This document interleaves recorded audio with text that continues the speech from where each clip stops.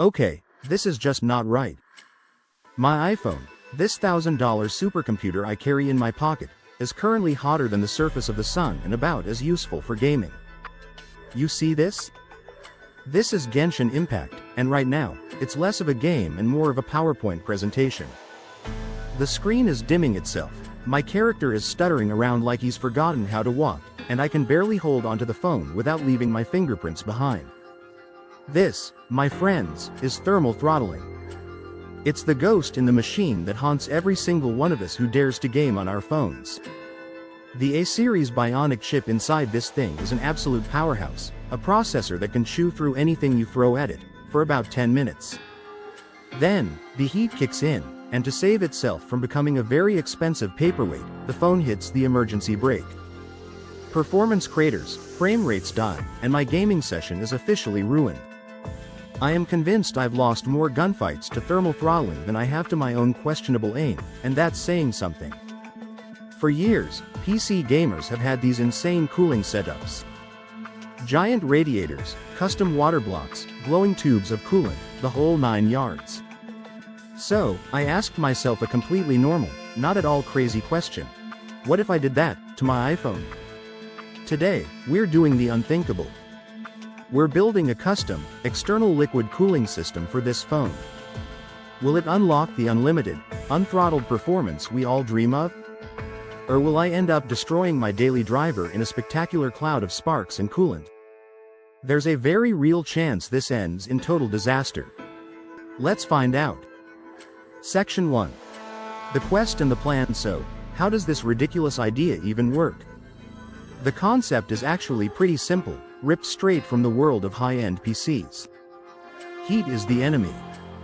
Our job is to get that heat away from the phone's processor as fast as we possibly can.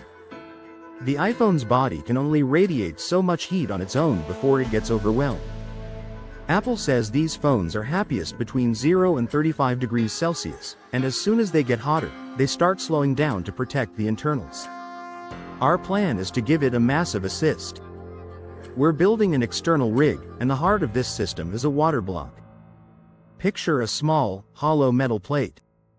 We're going to attach this right to the back of the iPhone, right over the CPU.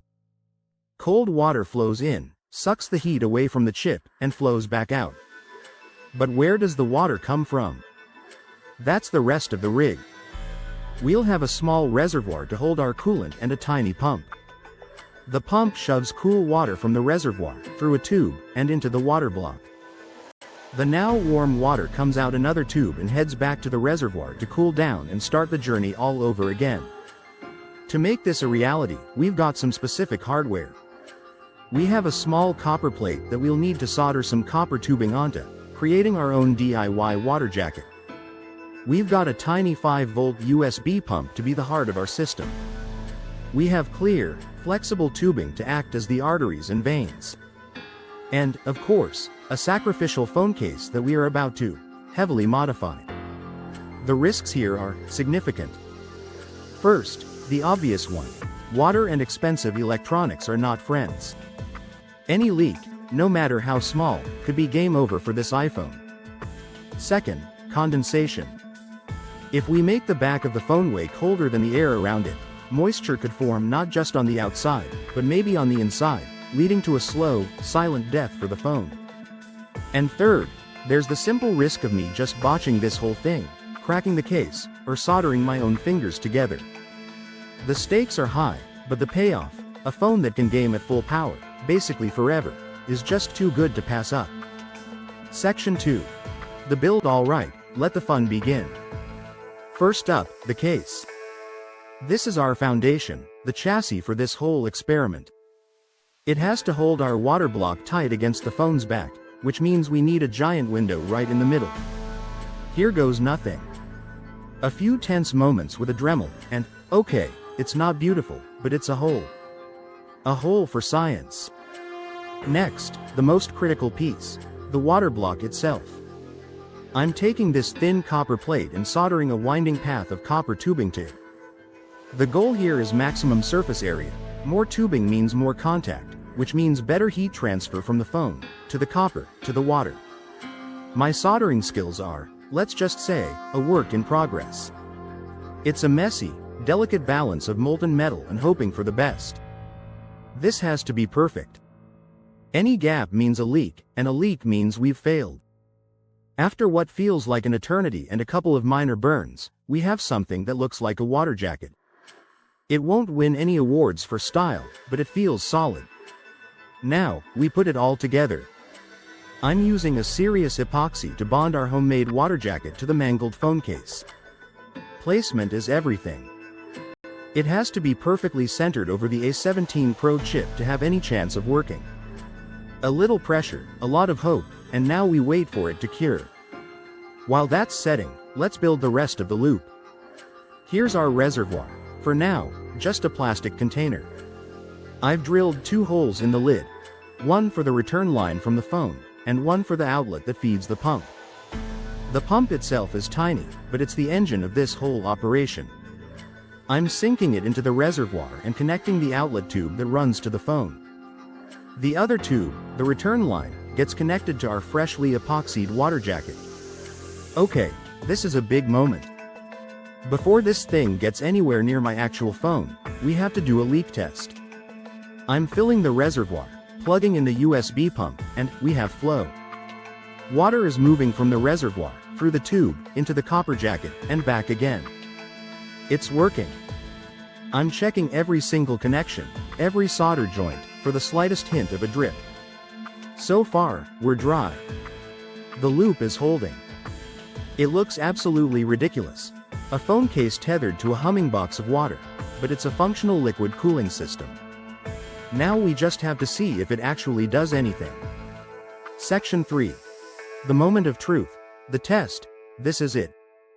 It's time to get some cold, hard data and find out if this whole crazy project was a stroke of genius or just a massive waste of time and epoxy.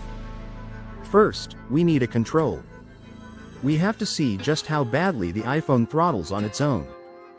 For that, I'm running the 3DMark Wildlife Extreme Stress Test.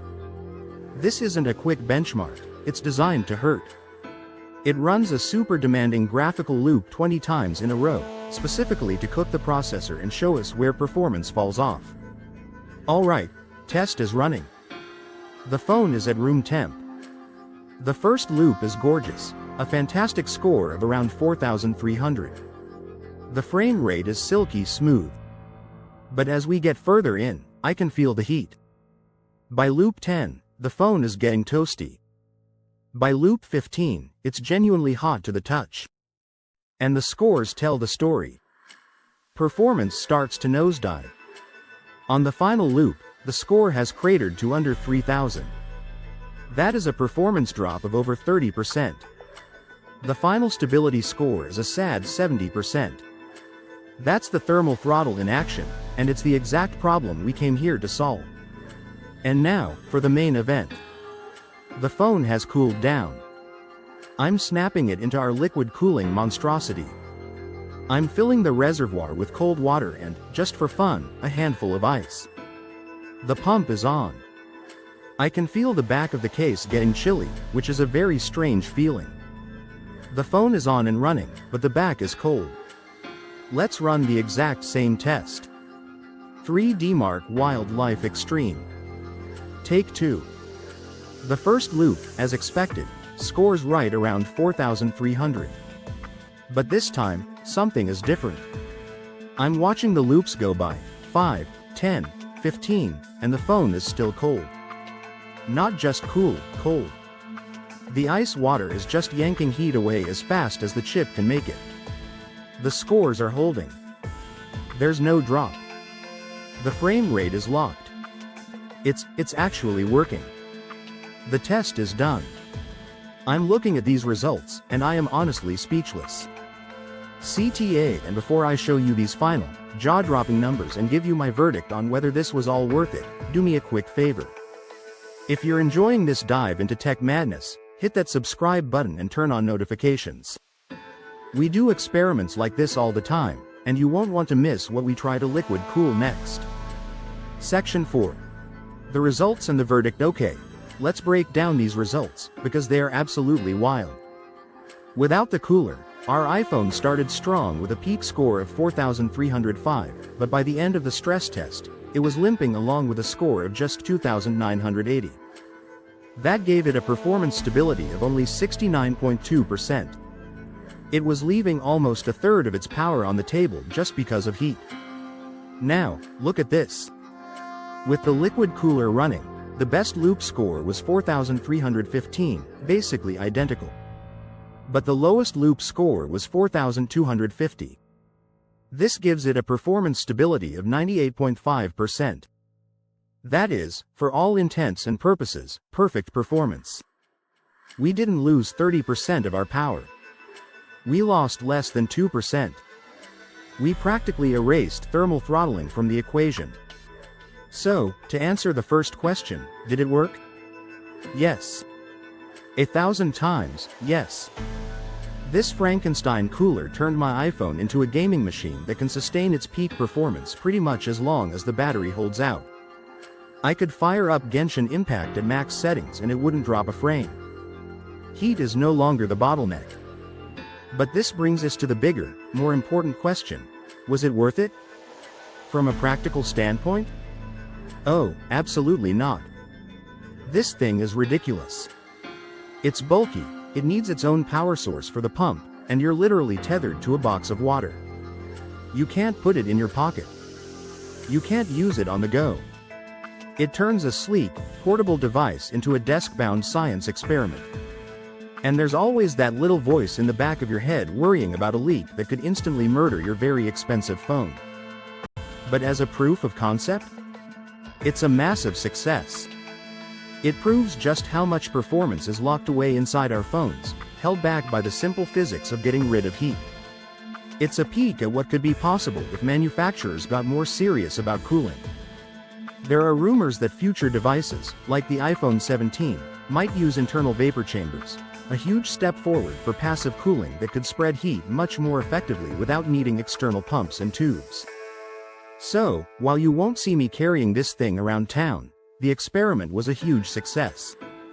We took on the dreaded thermal throttle and won. We unlocked the true, sustained power of the iPhone. And most importantly, we didn't break it. I'd call that a win. Smash the like button, subscribe, and turn on notifications for more tech challenges, future experiments, and real talk from TechWave 65.